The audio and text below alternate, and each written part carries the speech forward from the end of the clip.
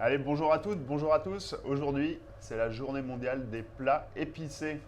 Et pour ça, j'ai envie de partir faire un petit tour en Inde pour réaliser un dalle de lentilles. Et surtout, il me fallait un bon guide et un bon explorateur. Et donc, j'accueille aujourd'hui Benoît pour réaliser cette recette, puisque nous allons réaliser un dalle de lentilles corail. Salut Benoît. Bonjour Loïc. Bon alors, pour faire ce dalle de lentilles corail, il va nous falloir une base à peu près toujours identique avec des lentilles corail, du lait de coco, des tomates, bien entendu ici on les a fait maison, un peu de bouillon, de l'huile d'olive, des carottes, des oignons, du citron, un peu d'aromates, ici j'ai pris une botte de persil, un peu d'ail et là le dalle il va prendre toute sa saveur bien entendu quand on va passer au moment de l'assaisonnement. Et c'est pour ça que j'ai le plaisir de t'accueillir aujourd'hui. Enchanté. Le dalle des épices, ça se passe avec un petit mélange très simple. La base, c'est de la coriandre, des moutardes, des graines de moutarde. On peut prendre l'un ou l'autre. Du curcuma, du gingembre, de la cardamome, du clou de girofle, du cumin et un petit peu de cannelle.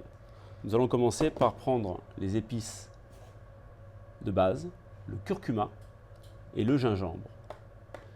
Nous les avons en lamelles, c'est séché en basse température. On va les concasser dans le mortier, les réserver pour pouvoir écraser les moutardes, le cumin, le piment de Jamaïque que l'on va échanger à la place du clou de girofle, la coriandre et un petit peu de bouton de cannelier. Alors on commence par, Loïc, un petit peu de curcuma, même pas un petit peu d'ailleurs. Combien de lamelles? On va mettre une dizaine de lamelles. Ok. Voilà. Le gingembre, attention, parce que le gingembre c'est plus puissant, que nous allons écraser grossièrement. Rien qu'à l'odeur, hein, ça ressort là déjà. L'intérêt des lamelles en basse température, c'est que toutes les huiles essentielles sont dedans. L'eau, on a enlevé que l'eau. Et maintenant, nous allons écraser différentes graines, comme le cumin. J'adore, vas-y.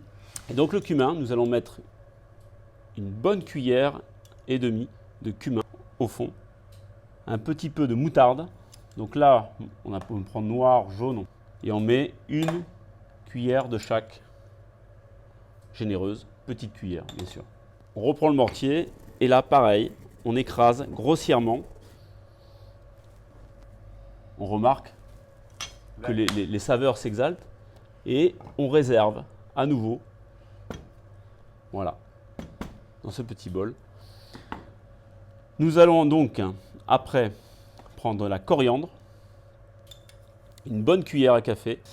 Et moi, je prends du piment de la Jamaïque. Le piment de la Jamaïque, donc on met 6 graines de piment de la Jamaïque, qui est en fait un substitut de clou de girofle. Parce que le piment de la Jamaïque a une saveur de clou de girofle, muscade, laurier et gingembre. Ah moi j'adore son côté boisé. Voilà. Et là, pareil, on écrase grossièrement pour avoir des morceaux de baies concassées et on transfère, hop, on réserve dans le petit bol. Donc il nous reste à mettre la cardamome qui est la clé, qui est la reine des épices, ce qui va amener une note de fraîcheur. Là on a 5 graines, bon, on va mettre les 5 graines. Donc on les met dans le fond du mortier. Et ce qui est important, c'est que quand vous allez les écraser, on les écrase grossièrement, la peau va s'ouvrir et c'est là où on va pouvoir donc venir récupérer les graines pour enlever l'écosse. Donc on va la retirer du mortier pour ne laisser que les graines. Ah, c'est un petit peu de travail, mais par contre ça a beaucoup de parfum. Il ne faut pas en mettre beaucoup. Alors on va faire un joli dalle. On va faire un joli mélange. C'est fou parce que tu n'as pas encore écrasé les graines et on a déjà l'odeur incroyable de la cardamome qui ressort immédiatement à peine tu as cassé l'écosse. Donc à notre mélange, on y a rajouté de la fraîcheur. Donc voilà, la fraîcheur, c'est la cardamome. Ce qui est important, c'est d'y avoir une petite touche un peu sucrée, le sucré salé de la cannelle. Alors la cannelle, il y a de la cannelle sauvage cassia, c'est une variété très puissante. Il y a la cannelle que l'on connaît tous, cassia de culture, qui est une cannelle rouge, qui est très très puissante. Et il y a la cannelle Ceylan, qui est une cannelle très douce, plutôt très agréable, avec beaucoup de propriétés.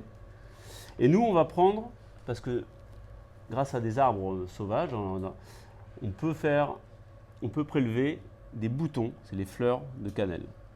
C'est un peu sucré, c'est très délicat, on a ce côté floral, cannelle, et en même temps très doux. C'est juste incroyable parce que quand le croque ce petit bouton, on a tout de suite le sucre qui passe sous la dent et j'adore cette sensation et à chaque fois que je le fais découvrir à quelqu'un, ça fait fureur. Hein. C'est génial comme goût. On sent la cannelle, on n'a pas l'intensité, on a juste le parfum. Excellent. Donc là, on va mettre 5-6 boutons au fond, que l'on va aussi écraser grossièrement. Et on va pouvoir donc maintenant mélanger le tout. D'ailleurs, c'est intéressant, Loïc. Mélange et sens. Si tu penses qu'il manque des choses, tu peux le dire. Alors, je suis étonné, tu ne mets pas de poivre. Alors, le poivre, je le mets à la fin. Okay. Pour une simple et bonne raison que le poivre a une huile essentielle très délicate. Si on fait cuire le poivre, la pipérine va se développer. J'ai déjà l'eau à la bouche, rien qu'à sentir ces saveurs, j'arrive à me dire en quoi ce dalle va être unique et tout. Bravo. On va voir ce que ça va donner, mais pour ça, au boulot, on a quelques carottes à éplucher, à couper en rondelles. J'en prends une par personne. Les lentilles sont prêtes, 60 grammes par personne. Et moi, je vais m'occuper des oignons et de l'ail. Un demi-oignon par personne, c'est très bien. Et une petite gousse par personne. C'est parti ? C'est parti.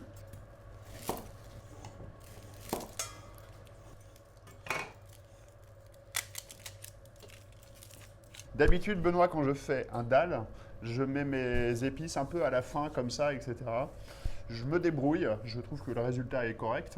Et je me suis dit qu'il y avait sûrement des astuces à côté desquelles je passais. Alors comme on passe à la cuisson. Effectivement. Puisqu'on a réalisé un mélange, c'est un curry, hein, c'est un mélange d'épices grossier, là, on va faire le contraire. On va commencer d'entrée, on va se servir de ce mélange, on va le mettre au fond de la gamelle. Là, la petite cuillère, on la pose. On va plutôt prendre une grande cuillère de ce mélange et on prend une grosse cuillère à soupe. Voilà, très grosse cuillère à soupe que l'on va déposer au fond de son plat. Feu doux, tu m'as dit ? Donc, on va juste amener une chaleur. Donc, on monte en chaleur avec un feu plutôt doux. Ce qui est important, c'est qu'elle puisse. Donc là, tu vas pouvoir mettre ton nez au-dessus. Ouais, mais même d'ici, hein, c'est fou. Voilà. Et quand on sent une chaleur, une toute petite chaleur, on va mettre son huile d'olive. Je te laisse faire. Donc, se munir bien sûr d'une spatule en bois de préférence, puisqu'on va les faire danser au fond de la casserole dans le gras. Voilà, là on a la chaleur qui arrive. Donc c'est une petite chaleur. Ah, ça libère encore ça libère, plus exactement. de saveurs. Le but, c'est de ne pas les torréfier. C'est important de les chauffer, pas les torréfier. Donc là, je mets mes oignons et l'ail. Exactement. On mélange bien le tout, l'ail, l'oignon, les épices au fond. Est-ce que c'est le moment pour rajouter une pincée de sel ? C'est ce que je ferais, moi. Oui. Alors, je le fais. 3 doigts. Bon, ça y est, là, les oignons sont bien translucides. On les a laissés quoi, les 3 minutes ? C'est ça. Juste dans l'huile. Là, je vais pouvoir rajouter les carottes. Les carottes. Je vais rajouter mes lentilles corail, 60 grammes par personne. Les jolies tomates du jardin.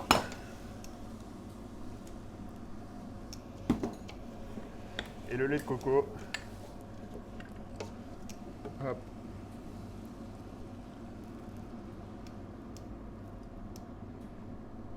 Là, le mélange il va être un petit peu sec. On pourrait utiliser de l'eau. Mais moi, je vais utiliser du bouillon, bien entendu, bien meilleur. Ça, c'est la clé.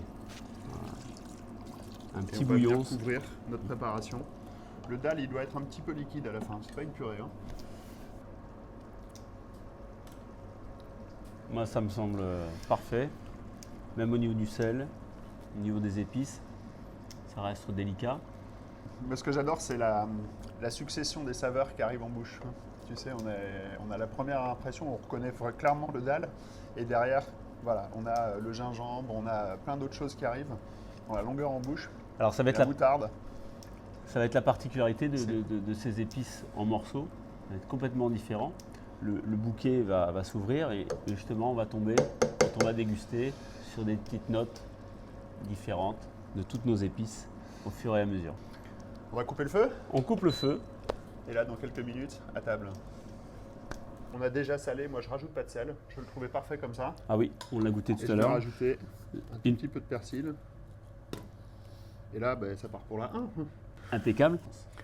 Je te remercie Benoît parce que c'est un plat que je fais souvent. Il est pratique, les végétariens l'aiment bien parce qu'il n'y a forcément pas de viande. Et voilà, derrière des bases assez faciles, tomates, lait de coco, lentilles, oignons, les portes de la créativité, elles sont folles. L'étendue des saveurs avec l'apport des épices, il est dingue. Dans le choix que tu nous as fait, je te remercie parce que je redécouvre encore une façon de déguster ce plat et aussi dans la façon dont on les a mis dans notre plat. Et donc c'était vraiment très intéressant. J'ai vraiment qu'une seule envie maintenant, c'est de plonger ma fourchette dedans. Merci beaucoup Benoît. Avec plaisir. J'ai la dalle. On l'a pas fait. Non,